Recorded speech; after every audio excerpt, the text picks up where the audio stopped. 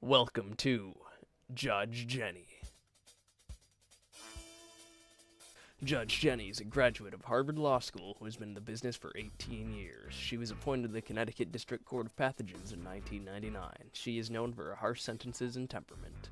Today, an anonymous citizen reported symptoms of an illness. This individual claimed that Brittany the bacteria was the culprit. She is here to represent herself in the court of law. She believes that she is being falsely accused, and the real culprit here is Vicky the virus.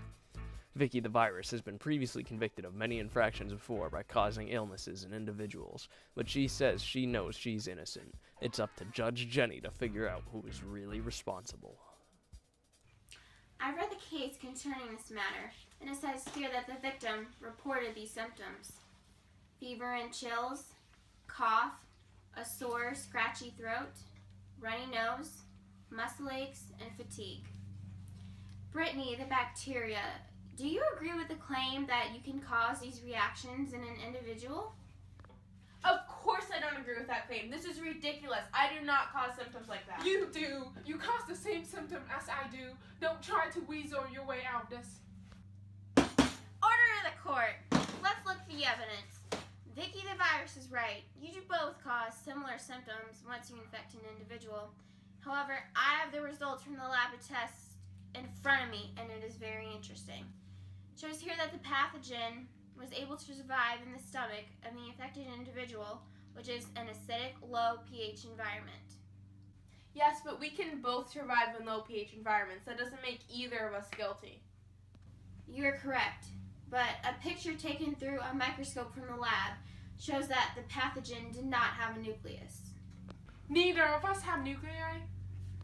It shows here that the victim also took ibuprofen, but not for the length of time prescribed by their doctor. The symptoms still persisted after a week. Brittany the bacteria, you use conjugation to exchange gene to gain drug resistance. But you're constantly changing as well. That's why flu vaccines are frequently changing. Both of you are capable of resisting medication.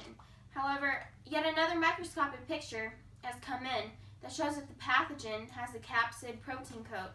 And I know for a fact that only one of you has one of those. But I... Hold on. Have you forgotten I do the sentencing around here? You'll learn to hold your tongue. I proclaim that you, Vicky the virus, are guilty. Wait, we have found 3 more individuals who have been exposed to either Brittany or Vicky. Let's go through their cases first and then determine the punishments for these 2. Brittany the bacteria and Vicky the virus have infected multiple individuals? It seems that way. What are the circumstances regarding the first individual?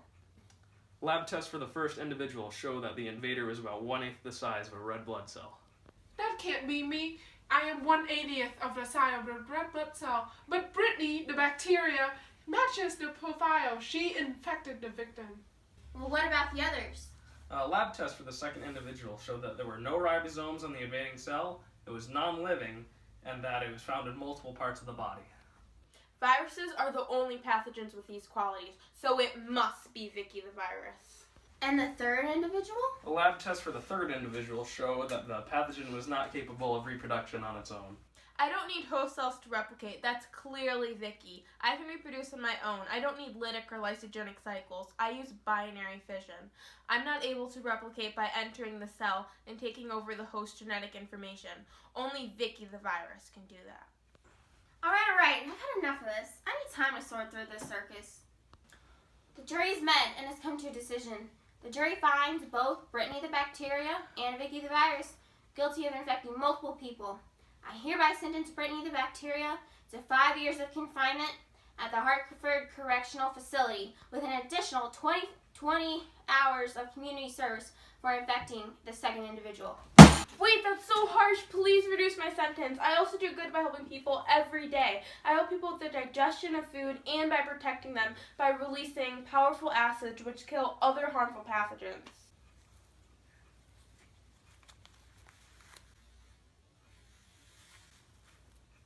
Brittany the bacteria, I completely remove your sentence.